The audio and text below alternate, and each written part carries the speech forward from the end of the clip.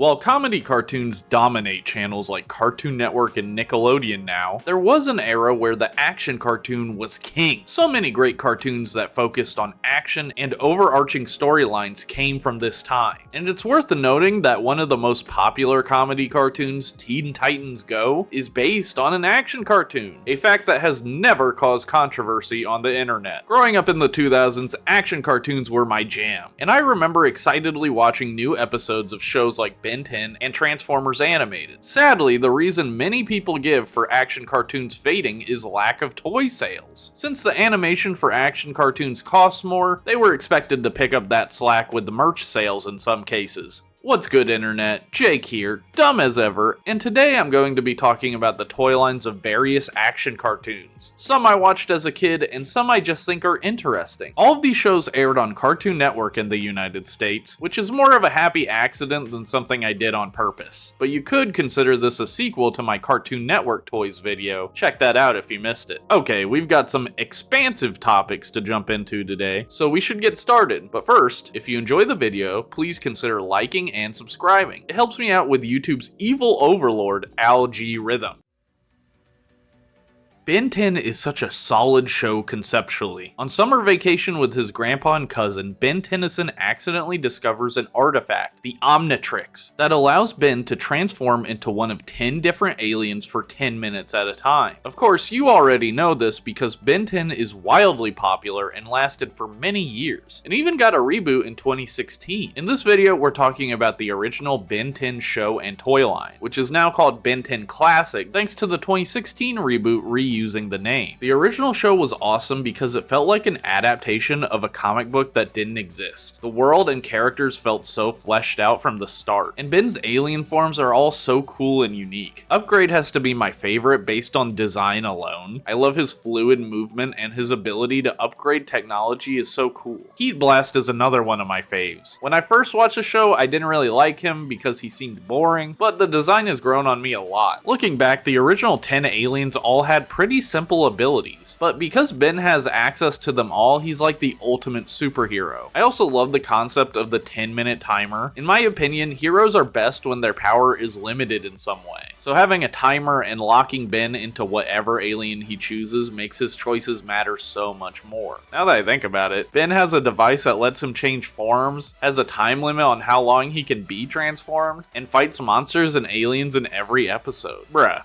Is Ben 10 tokusatsu? It's definitely an influence even if it's not, because one of the aliens in the series, Way Big, is clearly an Ultraman reference. He even has his own Spacium Ray, which is so badass. I could go on and on about Ben 10, but for now, let's talk toys. Bandai was in charge of the Ben 10 line of toys, and created a pretty extensive line with a lot of main and side characters. Let's start with some of the smallest toys, the Sumo Slammers line, which featured the aliens and other characters like Vilgax as little 1-inch sumo wrestlers, which is pretty bizarre to look at. Sumo Slammers is a card game Ben likes in the show, so every series of Sumo Slammers comes with some cards as well. There are 2 games you can play with these toys. One of them uses the cards, you're supposed to slam them on the table, and if your opponent's card flips, you win the game. Kinda reminds me of that game you have to play to get into Squid Game. The second game actually makes clever use of the bubble packaging, which you use as an arena for your Sumo Slammers. You're supposed to tap the bubbles to make the sumos move, and whoever falls off of the middle platform loses. That's a pretty fun and innovative way to use the packaging for play in my opinion. I did want to mention the funniest sumo slammer, Cannonbolt, who is already so fat that he just looks normal next to the other characters. The 4-inch action figure line is fantastic. As a kid, I had a few of these figures, one of which being Ben in human form. For some reason, this Ben sticks out in my mind as a toy I played with a lot, probably because I didn't have any other toys that just looked like a normal kid. I have to say that the 2D cartoon translates so well into 3D toys. It's pretty impressive. The other figure I had from this wave was Stinkfly, who is not one of my favorite aliens, but this toy was really fun. Since these aliens are shaped pretty weird, they don't always have amazing articulation, but with Stinkfly you could at least flap his wings. In terms of Ben 10's alien forms, we also had Diamond Head, Forearms, Heat Blast, and XLR8, all of which are cool versions of the characters with decent articulation. Wild Mutt is pretty interesting because he's on all fours, but still has somewhat decent movement. Ripjaws is another one of my favorites. I do wish he was in mermaid mode instead of having legs, though that would limit his movement a lot, like Ghost Freak, whose articulation is limited to just having his arms move up and down, but at least they gave him a little stand to float on. Upgrade is a really cool toy, though since he's such a fluid alien, it's kind of hard to represent him in plastic form, but I think Bandai did a good job. Out of Ben's original alien forms, Gray Matter is the best toy in my opinion, mainly because he's pretty close to the size of Gray Matter in the show, which means he's both an action figure and a role-playing toy. There were also a few villains like 6'6", Kevin 11, and Vilgax. 6'6" was the coolest villain to me as a kid. I just liked how mysterious and cool he was. Kevin 11 is a really neat character in the show, serving as a rival to Ben. He comes with accessories that turn him from normal Kevin into his half Heat Blast form. Vilgax is fine. He's honestly one of my least favorite villains, but I do like that you can take his arm and a piece of his chest off, since he's injured like that for a lot of the early series. Ben's later alien forms also got toys. Ben Wolf is very cool. I just like the idea of werewolves being aliens, and this version of Ben Wolf even comes with an alternate head. There was also Cannonbolt, one of my faves in the show, though this toy of him is pretty much static. He's a weird design though, and his power of turning into a ball is difficult to translate into toy form. Upchuck has similar problems, and seems to have even less articulation than Cannonbolt. Wildvine is one of the cooler aliens that Ben gets access to later in the series. I love his cycloptic head sitting in the jaws of a Venus flytrap style plant. He's just got aura, and this is a great version of him, and they were able to give Wildvine good movement even with a kinda weird body. The line even gave us a side character like the Petrosapien Bounty Hunter, who has a mask revealing his Diamond Head style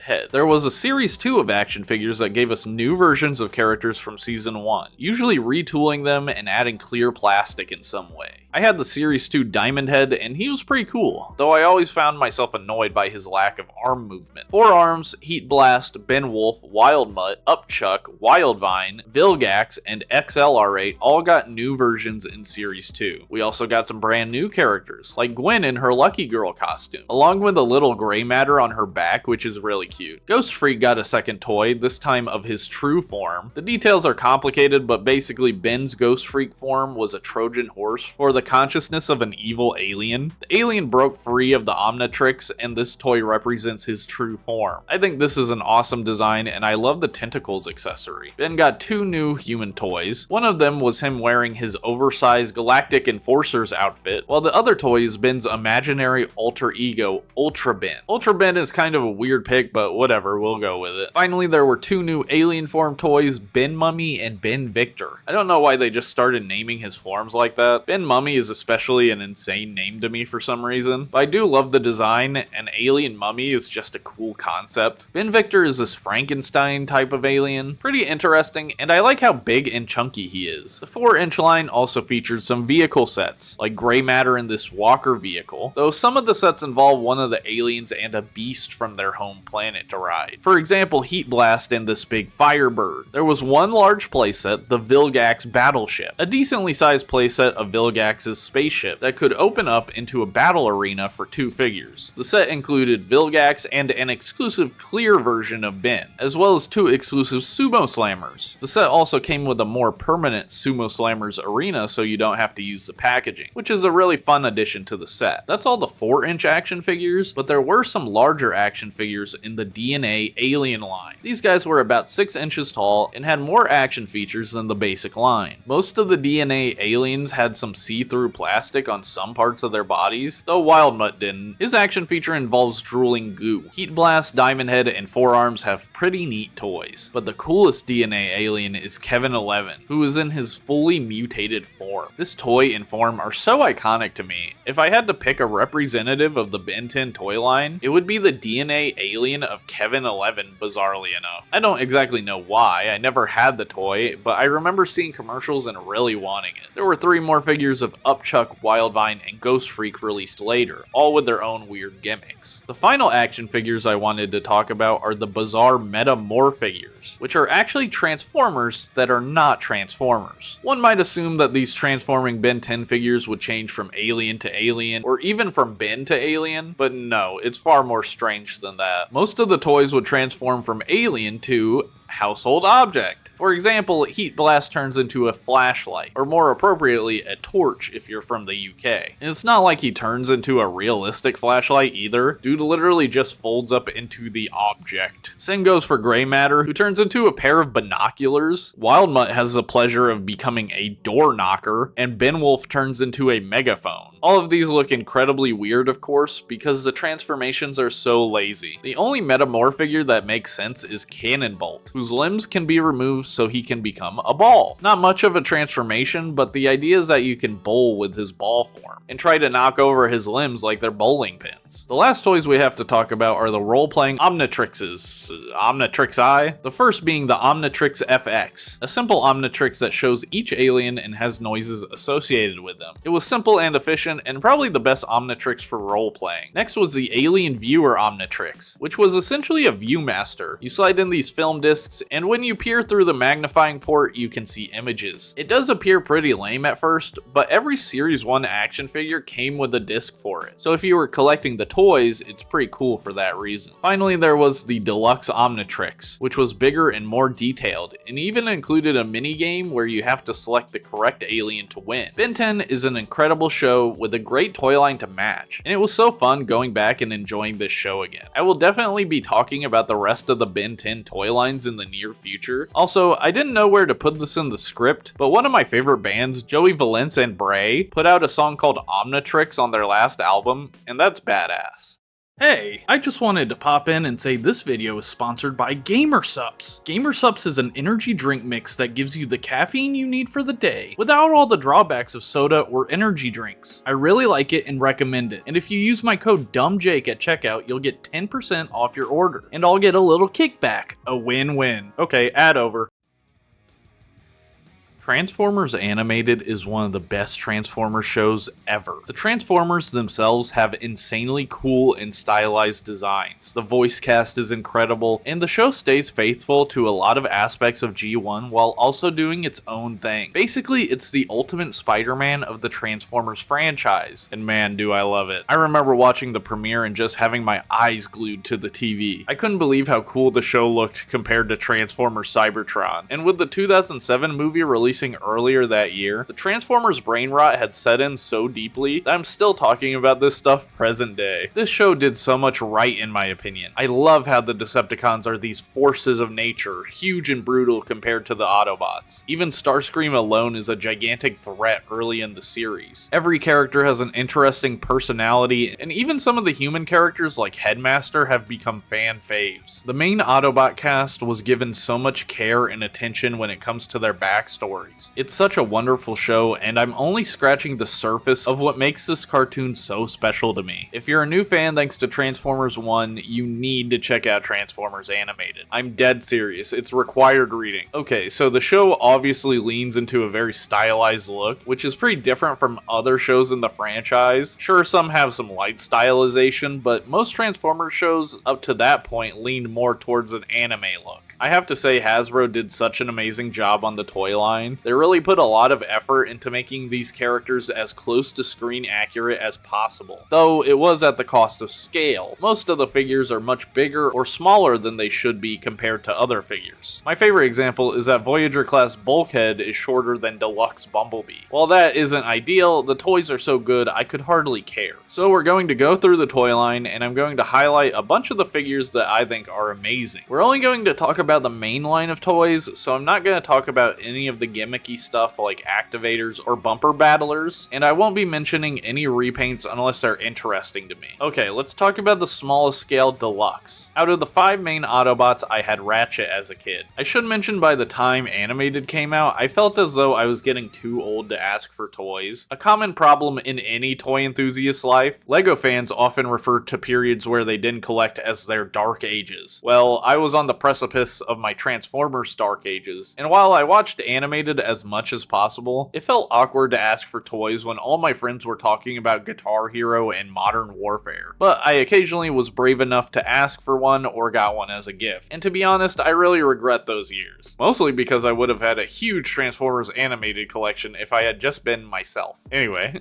Ratchet is a great toy. He comes with a bunch of tools that he can hold or put in his backpack, and I love that his front bumper bends in to give him that iconic iconic old man belly. Along with Ratchet, I had Black Arachnia. One thing I love about Animated is how they mixed in some Beast Wars characters. Black Arachnia, in my opinion, is one of the best versions of the character, especially her toy form, which has a really cool transformation. The way the mandibles fold in to make her abdomen is so clever. Keeping in theme with Beast Wars, Waspinator was a figure I wanted so bad as a kid. Wasp's story arc was so cool, and maybe my favorite part of Animated. This toy version of his mutated form, Waspinator, is so sick. I especially love the transparent purple plastic used throughout his body, as well as his extra set of little arms. And the Wasp mode looks menacing with those huge eyes and flat face. Wasp's rival, Bumblebee, is one of the first animated toys I saw, either as a prototype at Toy Fair or in one of Pia's early videos. I've always loved the look of this toy. It just feels like they got the proportions of the cartoon perfect, and the inclusion of his flip-out stingers and rocket boosters is excellent. The last of the main 5 Autobots in deluxe scale is Prowl, who's a fantastic figure, but never super high on my want list. I like that he has shurikens and his iconic streetlight. Yeah, the streetlight is kinda random, but overall he's still an excellent figure. Prowl is one of the few characters that got a whole second version in the form of Samurai Prowl, based on the episode A Fistful of Energon, where Prowl gets upgrades from Lockdown. This version of the character comes with a sidecar that can transform and combine with Prowl, giving him a sick samurai look and new weapons. Since we mentioned him, Lockdown is one of the most iconic additions to the Transformers universe, and his toy is just as iconic to me. He transforms from a badass muscle car into a tall and lanky robot. I love his design so much. He looks like a living tribal tattoo, and the hook hand is so sick. A really cool part of the toy is his car engine, which is actually an EMP weapon he stole from Ratchet. Just like in the show, you can take Lockdown's EMP and give it to Ratchet, which is such a cool feature that ties into the show perfectly. The Dinobots Snarl and Swoop got deluxe class toys. They're both great, but I have to say I prefer Snarl. He's just a nice chunky boy, and y'all know I love Triceratops. We also got deluxe figures of the Autobot Elite Guard, including Blur, Jazz, and Sentinel Prime. Sentinel comes with a shield and lance, and he looks pretty good for the most part. I have to say though, I love his ult mode. Just a big truck would have been cool, but the snowplow gives it that little extra something that feels like every animated character has. Jazz also has a vehicle mode I really love. He's such a round car without being round, and his robot mode is excellent. Blur is my favorite of the bunch though. His vehicle mode is so sick, and it feels like a blue Batmobile. The way the wheels become his feet is really cool. Cybertronian Optimus Prime is a toy I wanted so bad as a kid. I loved his Cybertronian appearance in episode 1, and the fact that they bothered to make a toy of that blew my mind. This Prime was retooled into the Battle Begins 2-pack Prime, which I did have as a kid. The Battle Begins 2-pack featured Prime and Megatron with battle damage. Megatron has a whole new mold of his Cybertronian form. I remember his legs being super loose. Optimus was a real star of the pack, coming with his iconic axe and overall just being a really solid action figure. He doesn't transform exactly like Cybertronian Prime due to retooling, which is really interesting to me. Since we already brought up one 2-pack, we should talk about the other featuring Jetfire and Jetstorm, 2 twin robots that can combine into Safeguard. I got this set for Christmas as a kid and I loved it. Jetfire and Jetstorm were 2 really cool characters, and their combined form of Safeguard was so sick. The way they each form one half of the robot is really interesting and unique in Transformers, though apparently it's a reference to another series I'll talk about someday, Gao Gaigar. The last deluxe figures we need to discuss are Soundwave, Oilslick, and Swindle. I feel this way about a lot of designs from Animated, but Animated Soundwave is my de facto favorite Soundwave design. He looks so cool with his red visor, and this MFer has a guitar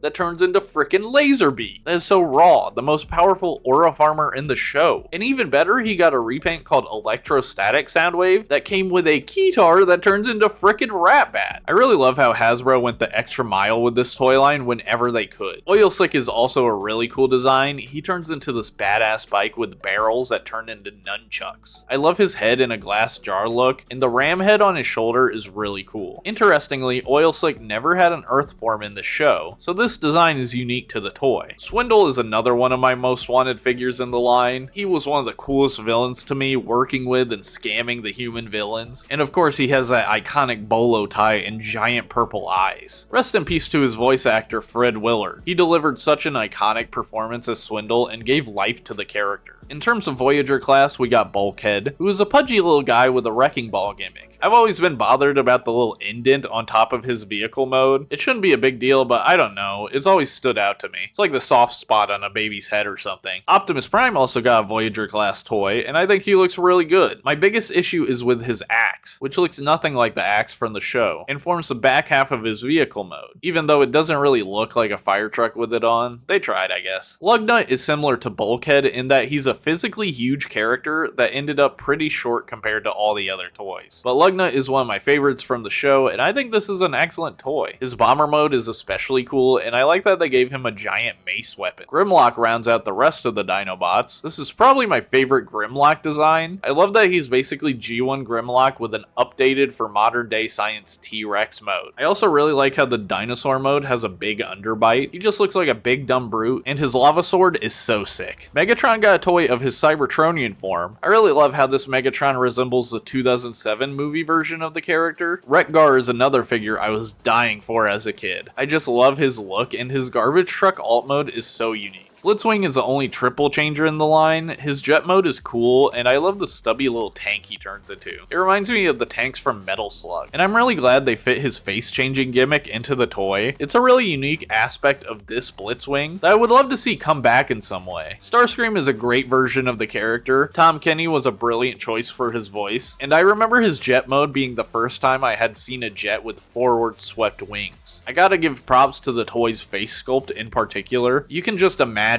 him ranting and raving in a gleefully evil way. Of course, being a Seeker, he got a few repaints, Skywarp and Sunstorm. I love the orange and yellow of Sunstorm. The Voyager and animated toy in general I've wanted most is Shockwave. Shockwave is a quadruple changer because he not only transforms into Shockwave and a tank mode, but he also transforms into his Autobot disguise, Longarm Prime and Longarm's Crane mode. This toy is nothing short of brilliant, taking the concept from the show and perfectly executing it in plastic form. I love that he turns into an H-tank and has antlers like Armada Megatron. There was a repaint of this toy featuring his purple deco from later in the series, but I don't know, man. I really like his undercover colors. He looks unlike any other Decepticon. We got 3 leader class toys. Ultra Magnus is an absolute gem, a massive Autobot with a giant hammer and all manner of weaponry. This guy is the leader of the Autobots, and you can tell just by looking at him. Bulkhead also got a leader class toy. In robot mode, he proportionally looks better than his Voyager counterpart, and he also scales better with the other Autobots. But I kind of hate all the extra stuff they added to his design, like the missiles on his arms and the very noticeable rivets all over his body. Bulkhead is a very round character, and this toy just doesn't hit those notes for me. He does come with the Headmaster unit, which can plug onto Bulkhead's head, as well as the other 2 leader class toys. Finally, we have Megatron in his Earth mode, one of the coolest designs for Megatron in my opinion, and this toy does the design justice. I love the helicopter form because instead of turning into a pistol like G1, he just turns into a giant floating gun essentially, which makes way more sense to me than a tank since most Decepticons can fly. Also, his helicopter blades become swords just for that tiny bit of cool factor. Behind Shockwave, this is my most wanted animated figure. There's so much more to animated that I didn't cover here, so if you want me to cover it more, leave a comment below. I do want to say that I've been collecting the Legacy animated figures, and while they're really excellent toys, they just don't hold a candle to the original line for me personally, because the original line went out of its way to accurately reflect the cartoon as much as possible, and these toys just don't do that as much. Stormhawks is a show I only recall watching early morning before school started, and I retain no information about it whatsoever. I remember the art style and that the characters flew around on machines, and honestly, I stumbled upon the show again by pure accident. Hopefully I'm activating your neurons by just saying the name Stormhawks, but in case you've never heard of it or don't remember, Stormhawks is set in a fantasy world called Atmos, which is dominated by mountainous plateaus, while the lower lands are extremely dangerous, leading civilizations, human or otherwise, to use flying machines powered by crystals. The original Stormhawks were a band of Sky Knights that rose up to defeat an evil overlord, but were betrayed by one of their own and defeated, leaving them to legend. The show follows a group of teenagers that find the Stormhawk ship and take on the name, again in an effort to defeat the evil Cyclonia. I have to say, after watching a couple episodes, I understand why I forgot this show. I think the designs and animation are interesting. I don't know if it's cel-shaded or what, what, but it's a very cartoony 3D show. And I also like that the world has both humans and human-like animals living together. Besides that, I have to say this show is very uninteresting. It definitely values comedy over storytelling, which is unfortunate because the setting and the backstory gives you the impression that this would be a serious fantasy epic. But this show loves gags way too much for that. And don't get me wrong, action shows can be funny. Avatar, for example, has a bunch of comedy, but Stormhawks chooses to be funny over a compelling narrative, which is unfortunate. Also, the main character's name is Arrow, but spelled so annoyingly. The Stormhawks toys were made by Spin Master, a company I have never maligned publicly. Let's start with the bigger figures, the Deluxe line, which featured 6-inch versions of the characters, but these figures were basically statues that had one action feature. For example, Arrow has a slashing action. The sculpting is good and the figures look like the cartoon characters, but the lack of articulation is kind of crazy to me. There were only 4 figures in this line: Arrow, Finn, Junko, and Dark Ace. The Heroic line is way more my speed. These 4-inch action figures featured the same lineup as the Deluxe figures, with the characters Stork and Snipe added. These figures are much better, being decently posable and including a good amount of accessories. My favorite is Stork, mostly because I like his emo character traits. Arrow is another strong figure because he includes his cool swords, and a minifigure of his little buddy Radar. The rest of the line is fine. Junko is cool, I don't know, I just like him. And 2 villains in a line of 6 figures is actually a decent ratio of heroes to villains. This was the only wave of figures released, but there were some vehicles as well. 2 Skimmers, which are motorcycles that can transform into flying machines. One for Arrow and one for Dark Ace. The figures are not included with the Skimmers, though Arrow's Skimmer has Radar on the back, which is a nice touch. One issue with these toys is that in the show, they often take off and deploy the wings, but the toys are only meant to go from plane mode to bike mode. So when you deploy the bike wheels, the wing pieces fall off, which is fun, don't get me wrong, but I think it would have been cooler if the wings flipped out automatically in some capacity. The final toy we have to talk about is the Condor Battle Cruiser, the playset of the line based on the Stormhawks base. Though it's wildly out of scale, you can still use your 4-inch Stormhawks toys with it. The main action feature is shooting paper airplanes, which is so weird, but kind of unique and cool. Not the worst playset I've seen, but not the best either. Stormhawks overall isn't bad, it was just mediocre. And in the entertainment industry, it's hard to capture an audience with a mid-show. Simple as that. Generator Rex is a show by the same company that created Ben 10, Man of Action Entertainment. Apparently the show was based on a 2-issue long comic called M-Rex that came out in 1999, which is interesting. I'm not sure why this comic was chosen as the basis for a new cartoon 10 years later. Maybe a Rex head can shed some light on that in the comments. But regardless, the show is well loved, and it is actually in the same universe as Ben 10. I mean, I think it is anyway. They have crossed over multiple times, so they are at least in the same multiverse. In the show, every human on Earth is infected with little robots called nanites, and nanites cause humans to morph into monstrous evos, but Rex is special and can control the nanites, using them to form weapons and vehicles out of his own body. I personally never watched much of Generator Rex. It came out during a time where I was definitely not watching Cartoon Network as much, and to be honest, the concept didn't really capture me the same way Ben 10 did. I can see they were going for similar ideas, but I just don't get excited by Rex's tech weapons like I do Ben morphing into aliens. Also, this is totally a me thing, but because his name is Rex and he wears goggles, I kept thinking about Rexplode from Invincible the whole time while researching, and I kept expecting Jason Mantzoukas' voice to come out of Generator Rex's mouth. Mattel did the toy line for Generator Rex, and boy oh boy did they phone it in on this one. While Bandai's Ben 10 line was expansive, Generator Rex is a lot of Rex himself with the different weapons, which makes for a deeply boring toy line. Let's talk about the basic figures of the line, which are 4-inch figures with a limited posability. Some figures have knee bends and no arm bend, while other figures have the opposite. But I don't think any of them have both knee and elbow bends, which is kinda sad. The sculpting looks good and captures the cartoon well in my opinion. Like I said, the line includes a lot of Rexes, 4 in this assortment with different outfits and arm gimmicks. And the other 4 non-Rex characters are Agent 6, Biowolf, Van Kleiss, and a generic Providence agent. I don't know why Mattel Mattel prioritized a generic guard over any other character, but I'm glad there's a couple of villains at least. And every figure comes with a little Evo monster, which I think is a great idea. There were also Evo Attack 2 packs that featured repainted Rex figures and an Evo for him to fight. There were some vehicles, though they came with pre-pose figures. For example, the Battle Ram Cycle Rex. They also made a Providence vehicle. These are lame to me because they don't interact with the 4-inch line. We also have the Twin Blaster Boogie Pack Rex with this little jetpack that can shoot discs. There was also a Rex that was a Transformer that's not a Transformer, the Transforming Rex Ride. The cool thing about this toy is it kind of functions like a 4-inch figure, with the Rex holding the Super Slam cannon and transforming into Rex on his vehicle. I like how the Rex figure gets sucked up by the cannon when he transforms. The best figure in the line is the Super Slam Cannon, which features a large version of the Slam Cannon that can also work as a Nerf blaster. The set includes what I think is a 6-inch version of Rex that has both knee and elbow articulation. Mind-blowing stuff going on here. Overall, Mattel offered a really weak line for what I'm sure was a good show. I think the line would have been better if there was a central Rex figure that could swap his normal limbs for nanite ones. And each figure could have included more of Rex's weapons, so the more figures you have, the bigger Rex's arsenal gets. I don't know, I'm just spitballing here. This was kind of a disappointing line to look into.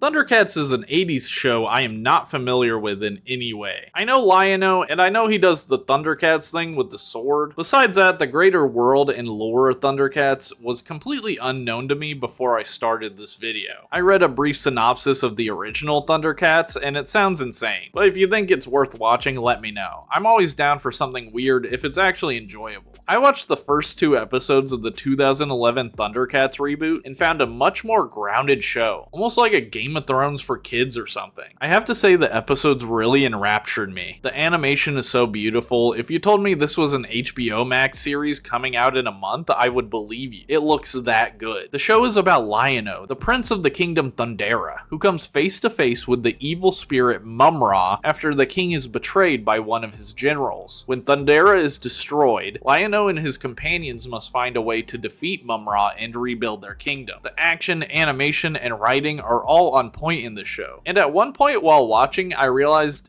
damn, I'm gonna have to finish this. And I will, just not now, Papa's gotta make his video. Sadly, the show was cut short with only 26 episodes out of a planned 52 produced. The main reason I've heard for the cancellation is the cost of the show being high, which makes perfect sense to me. You can see the money they spent in the animation itself. But I've also heard that low toy sales is the cause, though I've had trouble finding an actual source on that. Even then, I'd have to guess if the toy sales were low, it might be indicative as to how many kids were actually watching and enjoying the show. I'm not sure, but one thing I do know is that Thundercats 2011 is fire. They should just continue it on HBO Max, to be honest. The toys for Thundercats were made by Bandai. And damn Bandai, I wasn't familiar with your game, because these toys are fantastic. Let's talk about the smallest figures, the Thundercats minis. In the US, they were released as a set of 6, while in Europe they were released as blind bags with clear and black coloration variants. These are cute but not super interesting, and only 6 molds exist. The main line of Thundercats toys were 4 inches, and featured characters with great articulation and accessories. The sculpting is also excellent, translating the 2D designs into the material realm perfectly. We got the main Thundercats, Lion-O, Tigra, Cheetara, Panthro, Wily Kit, and Wily Cat. Lion-O is just a banger figure, man. He comes with the Sword of Omens, both in sword form and dagger form, as well as his claw shield gauntlet. The dagger form could even store into the claw shield like the show. My main complaint is the garish black pins they used for connecting his limbs. They're so obvious, and it would have been much better if they painted or casted them in a different color. There was a second version of Lion-O that had the extended claw shield, now reaching up Lion-O's arm to create a shoulder pauldron, which is a really cool idea. Panthro also got 2 versions. The first version is normal Panthro, while the second version has metal arms, because I guess he loses his arms at some point in the show. Cheetara is a good version of the character, though her legs seem slightly awkward to pose because of the way they're cut. Tigra comes with a whip, a holster, and a blaster. He has the same issues as Lion-O with the ugly pins being visible. Wily Kit and Wily Cat are smaller figures because they're children, but they do come with hoverboards, which is cool. They're definitely the weakest of the line. I think a 2-pack would have made more sense as a release. The only 2 villain figures in this basic line are both Mum-Ra. The first is a normal version of Mum-Ra. He has no articulation and a cloak, as well as a weird looking claw shield and Sword of Omens, I think. This figure is kind of a disappointment, being a literal statue, but the other figure, Mumra the Ever-Living, makes up for it. He's huge compared to the other figures and has his own Sword of Omens. He's a very cool design and the toy based on it is excellent. I think it's interesting that they seem to skimp on the normal Mumra figure so they could go all out on the Ever-Living version. The last figure of this basic assortment is King Claudius, the ruler of Thundera who was killed by Mumra in episode 2. He basically just looks like an older version of Lion-O, and is even voiced by Lion-O's original 80s voice actor. You could definitely headcanon this guy as an older version of Lion-O if you wanted. One thing I should mention is that all these figures have square blocks on their backs that house magnets. These were for the Thunderlink system, where you could activate gimmicks on some playsets and other toys with magnets. It's kind of a lame system, but it also isn't very intrusive, which is always nice for a gimmick. Let's talk about the deluxe 4-inch figures now. Some of these figures have this weird base that activates their Thunderlinks gimmicks. For example, Lion-O will raise his sword above his head. The figures that come with the bases are pre-posed, so the figures are hindered by this pretty dumb gimmick. These are easily the worst products of the line for me, but there were also some deluxe villains in this line. Groon is the betrayer of the Thundercats, and he comes with a giant mace that can extend. Unlike the figures with the base, Groon is fully posable. He's basically a normal 4-inch figure with the bigger accessories. There are two more deluxe figures, Slithe and Mumra. Slithe comes with a barrel he can destroy by smashing his hands together, and he also comes with this little crystal ball. His leg articulation is limited, but he's an okay little guy. Finally, there's deluxe Mumra, which is the same as basic Mumra, but he's got these badass wings that cover him up and pop open automatically. He kinda reminds me of Megatron from Beast Wars. Mumra also comes with his own version of the claw shield that looks badass. Now we have vehicles. I have to give bonus points to Bandai for including a figure with every vehicle and playset. There was one small villain vehicle called the Lizard Cannon. It comes with this lizard guy, which is cool. For small hero vehicles, we first have Tiger Flyer, which comes with this guy called Tygus who has an eye patch. Badass. The Tiger Flyer itself is actually a cool design as well. For two more small hero vehicles, we have the two Thunder Racers. They look very similar but are actually different. The Thunder Racers come with Lion-O or Tigra depending on which vehicle you get. The vehicles look pretty plain, but they can connect to the large hero vehicle of the line, the Thunder Tank. The Thunder Tank is a big old chunky vehicle. It comes with two motorcycles that launch from either side, and you can replace them with the Thunder Racers and make a big old Thunder Tank, which is awesome, and I love the interconnectivity through different products. Also, it comes with Snarf. I love that little guy. Mumra also has a ride, apparently. Mumra's Storm Charger is a large vehicle that is shaped like a pharaoh's face. Again, badass. The Storm Charger comes with a new Mumra. This guy is just one solid piece of plastic, and when you place him in the Storm Charger or near any Thunderlink spot, his palms glow. And when you close the vehicles, his glowing hands are supposed to make the eyes of the vehicle glow. It doesn't work that well, but it's a neat idea. The coolest part of the Charger is that if you press a button while the figure is activating the Thunderlink's port, the vehicle drives forward pretty fast. It looks really fun actually, like an out-of-control RC car. One last vehicle, I guess, is the Armor of Omens, a really cool mech suit for Lion-O. In the show, the claw shield grows up his arm more and more. If the show had continued, I think the claw shield would eventually fully cover Lion-O and become this large Armor of Omens mech suit. I love the chromed out chest on this guy. The design is just awesome. Sadly, he can't move much, just his arms to some degree, but he does come with this big ass version of the Sword of Omens. The set comes with an all gold plastic Lion-O figure, which looks cheap, but you hide him in the suit anyway, so I get the logic. Finally, for the 4-inch line, we have the Tower of Omens playset. A decent playset that comes with a Thunderlink's activated gate, a little vehicle, and a catapult. And the tower itself, which has an elevator and a little signal at the top. This is a neat little set, though I feel like it could have been painted more. The set comes with the translucent Tigra representing his invisible form in the show. But that's not all, folks. There was also a much smaller line of 6-inch action figures, which featured Lion-O, Cheetara, Tigra, Panthro, and Mumra. A short-lived line, but it has all the essentials, which is good. These figures look excellent with fantastic sculpts, and sporting a good level of articulation. There were also two classic figures, Lion-O and Mumra, which are also really nice and probably seemed like a treat for old-school fans. Bizarrely, Bandai also made two